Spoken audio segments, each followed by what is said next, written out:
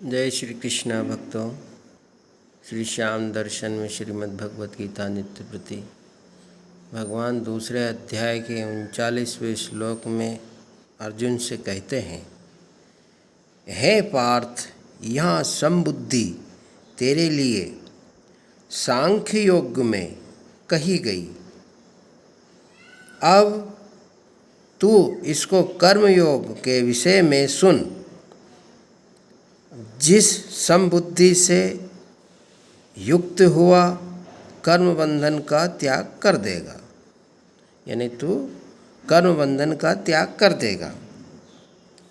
भगवान व्याख्या कर रहे हैं। अब यहाँ पर तू शब्द आया, यानी पद प्रकरण संबंध विच्छेद करके लिए आया है। अतः श्लोक कहता है, ऐसा ते अभिहताः साङ्ख्ये बुद्धिर्योगे त्विमां शृणु। यह तू पद प्रकरण संबंध विच्छेद करने के लिए आया है, अर्थात पहले सांख्य का प्रकरण कह दिया, अब योग का प्रकरण कहते हैं भगवान। अब यहाँ पर ऐसा हम शब्द आया है। पद श्लोक यानी पद पूर्व में श्लोक में वर्णित समबुद्धि के लिए आया है। इस समबुद्धि का वर्णन पहले सांख्य योग में अच्छी तरह किया गया है। देह और देही का ठीक ठीक विवेक होने पर समता में अपनी स्वतः सिद्ध स्थिति का अनुभव होता है। कारण कि देह में राग रहने से ही विषमता आती है। इस प्रकार सांख्य योग में तो समबुद्धि का वर्णन हो चुका है। अब इसी समबुद्धि को तू कर्म योग के विषय में सुन। कहने का तात्पर्य है कि अभी इस समबुद्धि को कर्म योग के विषय में कहना है कि यह समबुद्धि कर्म योग में कैसे प्राप्त होती है, इसका स्वरूप क्या है। यानी समबुद्धि, विषम बुद्धि और समबुद्धि, इसकी महिमा क्या है। इन बातों के लिए भगवान ने इस बुद्धि को योग के विषय में सुनने के लिए अर्जुन से कहा। अर्जुन के मन में, अब सोचिए अर्जुन के मन में क्या चल रहा था। अर्जुन के मन में युद्ध करने से पाप लगने की संभावना थी। तो भगवान ने पहले अध्याय के 36वां और 45वां श्लोक तक जो कहा, परंतु भगवान के मत में कर्मों में विषम बुद्धि, कर्मों में विषम बुद्धि, यानी कि विषम बुद्धि में आता है राग, द्वेष, घृणा, ईर्षा, ये सारे राग द्वेष उसमें आते हैं। होने पर ही पाप लगता है। अब समबुद्धि होने से पाप लगता ही नहीं। जैसे संसार में पाप और पुण्य की अनेक क्रियाएं होती रहती हैं, पर समबुद्धि यानी सभी में समदृष्टि और एक जैसे भाव रखना, उस पर उनसे हमें पाप पुण्य नहीं लगते, क्योंकि उनमें हमारी समबुद्धि रहती है, अर्थात उनमें हमारा कोई पक्षपात, आग्रह, राग द्वेष नहीं रहते। ऐसे ही तू समबुद्धि से युक्त रहेगा तो तेरे को भी ये कर्म बंधन कारक नहीं होंगे। इस अध्याय के 7वें श्लोक में अर्जुन ने अपने कल्याण की बात पूछी थी भगवान से। इसलिए भगवान कल्याण के मुख्य मुख्य साधनों का वर्णन करते हैं।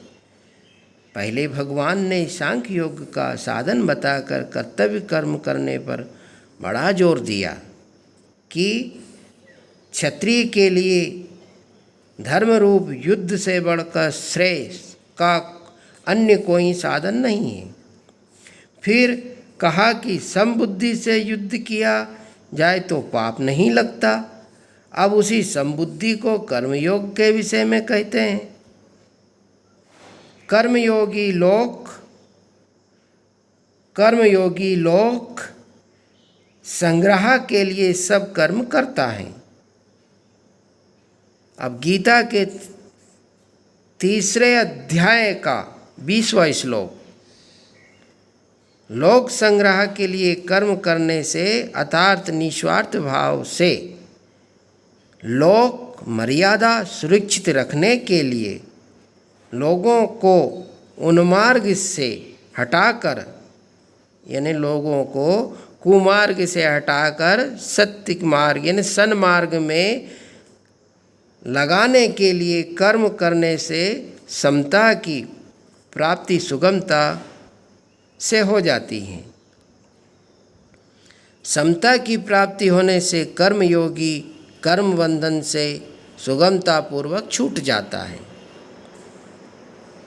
अब यह श्लोक 30वें श्लोक के बाद ही ठीक बैठता है और यह वही आना चाहिए था। कारण यहाँ की इस श्लोक में 2 निष्ठाओं का वर्णन है। पहले 11वें से 30वें श्लोक तक सांख्य योग निष्ठा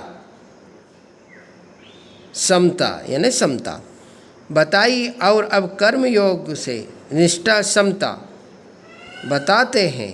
अतः यहाँ 31 से 38 तक के 8 श्लोक को देना असंगत मालूम देता है।